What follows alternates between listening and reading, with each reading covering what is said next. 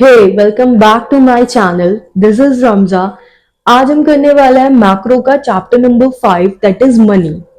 एक वीडियो में एक शॉट में पूरा चैप्टर कंप्लीट कर देंगे और लास्ट में दूंगी कुछ इंपॉर्टेंट क्वेश्चंस जो तुम्हें बोर्ड्स में मिलने वाले हैं। So without any further delay let's get started.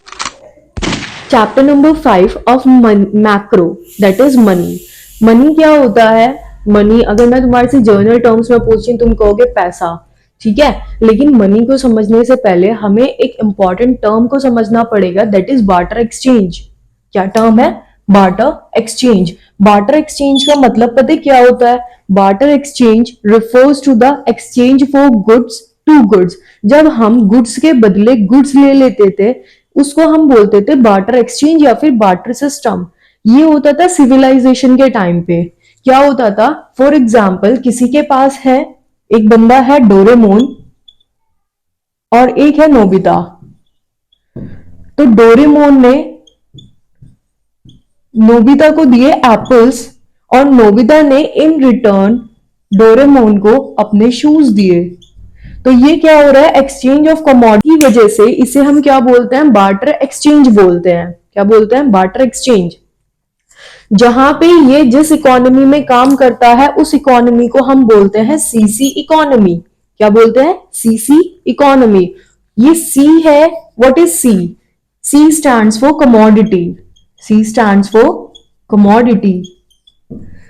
Barter exchange refers to the exchange of goods to goods. ठीक है। अब ये जो बार्टर एक्सचेंज था इसमें काफी सारी प्रॉब्लम्स आ रखी थी, काफी सारी मुश्किलें आ रही थी बार्टर एक्सचेंज में वर्क करने के लिए। जैसे कि कभी एक बंदा राजी नहीं है देने के लिए, कोई कॉमन मेजर नहीं है। वो सारी चीजें देखते हुए हमें बार्टर एक्सचेंज को हटाना पड़ा और एक नई टर्म को फंक्शन में लाना पड़ा दैट इज मनी। अब वो प्रॉब्लम्स क्या थी जो बार्टर एक्सचेंज में आ रही थी? वो थी कुछ लिमिटेशंस। इंपॉर्टेंट टॉपिक है, एग्जाम में 1-2 मार्क्स में 3 मार्क्स में भी पूछा जा सकता है। ठीक है। तो पहला आता है हमारा lack of double coincident of bonds. Lack of double coincident of bonds का मतलब क्या होता है? हमने एक एग्जांपल लिया कि एक बंदा है डोरेमोन और एक है नोबिता। डोरेमोन ने नोबिता को एप्पल्स दिए और नोबिता ने बदले में शूज दिए। तो अब पहले डोरेमोन को किसकी जरूरत है? शूज की जरूरत है। उसे एक बंदा ढूंढना पड़ेगा जिसके पास शूज भी हो, जिसके पास शूज भी अवेलेबल हो और वो एप्पल लेने को भी राजी हो। तो ऐसे इंसिडेंट्स बहुत रेयर होते हैं जर्नल लाइफ में। इसी वजह से हम लोगों को बार्टर एक्सचेंज को हटाना पड़ा और एक नई टर्म को फॉर्म में लाना पड़ा दैट इज मनी। पहला पॉइंट क्लियर हुआ। दूसरी चीज आती है lack of common measure of value. अब देखो इसी वाले एग्जाम्पल से लेके समझते हैं। लेट्स से उस टाइम पे कोई मेजर करने की कोई वैल्यू नहीं होती थी, ना कोई किलोग्राम्स था ना कुछ था। That's it. ठीक है। अब जो एप्पल है नोबिता को जो दिए आज की टर्म्स में देखें तो लेट्स से 60 रुपीज के होंगे। ठीक है। बहुत जनरल सी बात है। और जो शूज होंगे वो let's say minimum to minimum 300 के होंगे। तो इसकी वजह से क्या हो रहा है? कोई कॉमन मेजर वैल्यू नहीं है। तो एक रैंडम रेशियो फिक्स की जाती थी कि आप मुझे 1 किलो सेब दे दो, 1 kg ऑफ एप्पल आप मुझे दे दो, मैं आपको 1 पेयर ऑफ शूज दे दूंगा। ठीक है। तो 1 kg ऑफ एप्पल 60 के और 1 पेयर ऑफ शूज लेट से 300 के। तो इसमें क्या हो रहा है?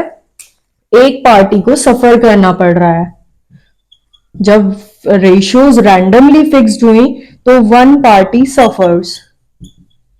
ये हमेशा ऐसे ही होता था कि एक पार्टी को सफर करना पड़ता था। इसलिए हमने क्या किया? बार्टर एक्सचेंज को हटाया और मनी को फॉर्म में लाए।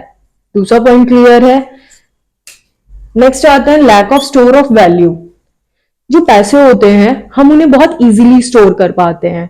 फॉर एग्जाम्पल आपके पास 1 लाख रुपीज है, आप उन्हें कहीं पे भी रख दो इन अलमीरा एंड कहीं पे भी, वो बहुत छोटी सी चीज होती है। ठीक है। ना वो खराब होंगे, ना वो कम होंगे, ना वो ज्यादा होंगे। ठीक। ये क्या है? मनी की टर्म्स में। अब जब मनी नहीं था, आप 1 लाख रुपए की गेहूं ले लो, ठीक है, वीट्स ले लो, राइस ले लो। एक तो आपको उसे रखने के लिए बहुत सारी जगह चाहिए, दूसरा बहुत सारी मेहनत चाहिए, तीसरा वो जो कमोडिटी है वो डिट्रॉइड हो जाएगी टाइम के साथ। इसी वजह से बार्टर एक्सचेंज को हटाया और मनी को फॉर्म में लाए। ठीक है। लास्ट आता है lack of standard of deferred payment. सबसे पहले तो ये टर्म समझो, ये डेफर्ड किसे बोल रहा है। डेफर्ड का मतलब होता है फ्यूचर पेमेंट्स। डेफर्ड का मतलब होता है फ्यूचर पेमेंट्स या फिर क्रेडिट ट्रांजेक्शन्स। क्रेडिट ट्रांजेक्शन्स, ठीक है। क्रेडिट ट्रांजेक्शन, अब लोग उधार में सामान ले जाते हैं, इन फ्यूचर पैसा दे देते हैं, तब सामान ही मिल रहा है, पैसे नहीं मिलते थे, तो फ्यूचर ट्रांजेक्शन होनी थोड़ी मुश्किल थी। क्यों मुश्किल थी?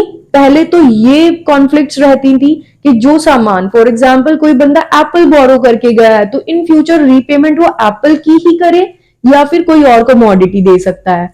दूसरी कॉन्फ्लिक्ट ये रह सकती थी कि जो भी कमोडिटी है वो टाइम के साथ अपनी वैल्यू गेन कर सकती है और लूज कर सकती है। तो ये सारे कुछ पॉइंट्स थे जो हमारी लिमिटेशंस में पूछे जा सकते हैं बार्टर एक्सचेंज की या बार्टर सिस्टम की। इन प्रॉब्लम से परेशान होकर हमने बार्टर सिस्टम को कर दिया बंद और एक नई टर्म फॉर्म में आई जिसका नाम है मनी। ठीक है, जिसका नाम है मनी। अब नेक्स्ट टॉपिक आ रहा है हमारा मनी। मनी क्या होता है? वही बात है कि जर्नल टर्म्स में अगर बोलेंगे तो पैसा होता है। अब वहां पे क्या लिख के आएंगे? अगर मैं तुम्हें सबसे शॉर्टेस्ट डेफिनेशन बताऊं मनी की, तो वो होती है money is what money does. क्या होती है? Money is what money does. Money वो है, मनी जो करता है, पैसा वो है जो पैसा कर रहा है। ठीक है, ये सबसे शॉर्टेस्ट डेफिनेशन है मनी की। ठीक, जिसे तुम एक नंबर में बता भी सकते हो। और अगर मैं तुम्हें बुकिश लैंग्वेज की डेफिनेशन बताती हूं, तो जो हमने 4 पॉइंट्स लिमिटेशन में लिखे थे उसमें से लैक हटा दो, बाकी सब वही है। ठीक है, उनकी लैकिंग्स को कम कर दो, उनकी प्रॉब्लम्स को उस बार्टर एक्सचेंज की खत्म कर दो, तो वो क्या बन जाता है? मनी बन जाता है। ठीक, तो मनी इज एनीथिंग। मनी कुछ भी हो सकता है। Money is anything. मनी कुछ भी हो सकता है which is generally acceptable as a medium of exchange. As a medium of exchange, जिसे देकर आप कुछ ले सको। स्टोर ऑफ वैल्यू, जिसे आप स्टोर कर सको। मेजर ऑफ वैल्यू, जिसकी टर्म्स में आप किसी चीज को मेजर कर सको। And means for standard of deferred payment, जिससे कि आप फ्यूचर ट्रांजैक्शन कर सको या फिर क्रेडिट ट्रांजैक्शन कर सको। इसको क्या बोलते हैं हम? मनी। ठीक है, अब बात आती है कि मनी कितने तरीके का होता है। बेसिकली मनी को 2 पार्ट्स में डिवाइड करा है। One is legal, legal tender. Money को 2 पार्ट्स में डिस्ट्रीब्यूट किया है। एक है हमारा लीगल टेंडर और एक है नॉन लीगल टेंडर। अब एक छोटा सा और प्यारा सा क्वेश्चन आ रहा है मनी सप्लाई का। मनी सप्लाई क्या होता है? ये एक इंपॉर्टेंट टॉपिक है मनी के चैप्टर से। मनी सप्लाई क्या होता है? Money supply refers to the total volume of money. पूरा पैसा, पूरा पैसा हेल्ड विद पब्लिक। किसके पास है? जितना भी पब्लिक के पास है at a particular point of time पे, उसे हम क्या बोलते हैं? मनी सप्लाई बोलते हैं। अब यहां से एक क्वेश्चन और अराइज होता है कि फीचर्स क्या है मनी सप्लाई के। फीचर्स क्या है मनी सप्लाई के? तो इसी डेफिनेशन से 2 फीचर्स निकालते हैं। पहला है with public. With public, money supply refers to the total volume of money held with public. क्या वर्ड है? पब्लिक। ये जो फीचर्स है मनी सप्लाई का, यहां पे हम बोलेंगे जो ये पब्लिक टर्म है, पब्लिक टर्म है, ये सिग्निफाई कर रहा है मनी यूजिंग सेक्टर को। मनी यूजिंग सेक्टर को। ठीक है, पब्लिक सिग्निफाइज करता है मनी यूजिंग सेक्टर को, ना कि मनी क्रिएटिंग सेक्टर को, ना कि मनी क्रिएटिंग सेक्टर को। तो पहला फीचर तो हो गया पब्लिक। दूसरा आता है, यहां पे एक लाइन लिखी है मैंने, at a particular point of time. At a particular point of time, जो भी चीज को आप एक पर्टिकुलर पॉइंट ऑफ टाइम पे मेजर करते हो, उस कॉन्सेप्ट को हम बोलते हैं स्टॉक कॉन्सेप्ट। क्या बोलते हैं? स्टॉक कॉन्सेप्ट बोलते हैं। ठीक है, चैप्टर नंबर 1 से एक कॉन्सेप्ट उठ के आया है, या पूरी इकोनॉमिक्स में याद रखना। 2 तरीके के कॉन्सेप्ट होते हैं, एक होता है फ्लो और एक होता है स्टॉक कॉन्सेप्ट। किसी भी चीज को जब हम एक पर्टिकुलर पॉइंट ऑफ टाइम पे देखते हैं, at a particular point of time पे जब देखते हैं, उस कॉन्सेप्ट को हम बोलते हैं स्टॉक कॉन्सेप्ट। और जिस चीज को हम ड्यूरिंग द पीरियड देखते हैं, ड्यूरिंग द पीरियड देखते हैं या ड्यूरिंग द ईयर देखते हैं, उसे हम बोलते हैं फ्लो कॉन्सेप्ट। तो मनी सप्लाई को हम कब देख रहे हैं? At a particular point of time, तो क्या हो गया? स्टॉक कॉन्सेप्ट हो गया। ठीक है, चैप्टर का लास्ट टॉपिक आता है मेजर्स ऑफ मनी सप्लाई। हम मनी सप्लाई को मेजर्स किस किस तरीके से करते हैं। ठीक है, एक तो मनी सप्लाई को जो रेगुलेट करता है वो आरबीआई करता है, रिजर्व बैंक ऑफ इंडिया। दूसरी बात, मेजर्स क्या क्या होते हैं? 4 मेजर्स होते हैं जिनसे हम मनी सप्लाई को मेजर करते हैं। पहला होता है M1, M2, M3 और M4। M1 क्या है? ये C plus DD plus OD। ये कोई फॉर्मूला नहीं है, ये मैंने इसकी शॉर्ट फॉर्म लिखी है। C coins and currency, D demand deposits और OD other deposits. Demand deposit with commercial bank और अदर डिपॉजिट्स विद आरबीआई। ठीक है, ये क्या है? M1 का फॉर्मूला है।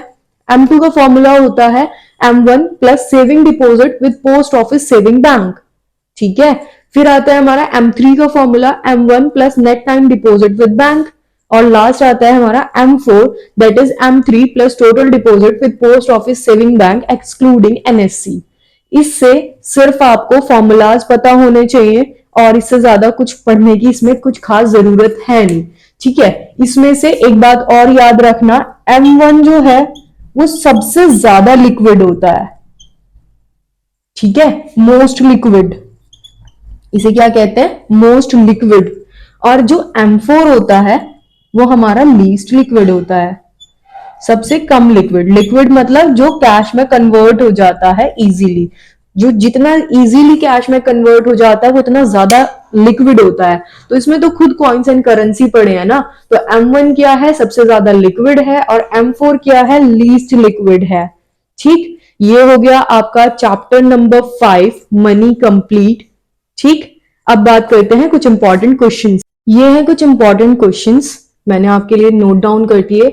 फर्स्ट है लिमिटेशंस ऑफ बार्टर एक्सचेंज। हमने 4 लिमिटेशंस पढ़ी हैं, या तो चारों आ सकती हैं 4 नंबर में, या फिर एक मार्क्स में एक एक पूछ सकते हैं। तो लिमिटेशन आनी मस्ट है।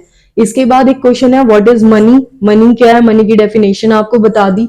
What is money supply and its feature. Money supply क्या है और उसके 2 फीचर्स क्या हैं? Same questions. Most important question है। एक क्वेश्चन है व्हाट इज डिमांड डिपॉजिट। और काफी बार क्वेश्चन आता है कि डिमांड डिपॉजिट क्या होता है। डिमांड डिपॉजिट कुछ नहीं होता। Demand deposit refers to the deposit which can be in cash by issuing check at any time by the account holder। कभी भी जाके कोई भी अकाउंट होल्डर जब अपना चेक देके बैंक में उसे क्या करा लेता है? इन कैश करा लेता है, उसे हम बोलते हैं डिमांड डिपॉजिट। और एक लास्ट क्वेश्चन आता है what is bank money. Bank money demand deposit का दूसरा नाम है बैंक मनी। डिमांड डिपॉजिट का ही दूसरा नाम बैंक मनी है।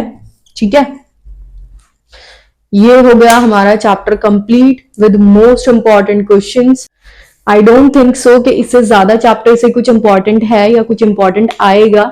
ठीक है, तो ये प्रिपेयर करो। मिलते हैं फिर नेक्स्ट वीडियो में, तब तक के लिए टाटा।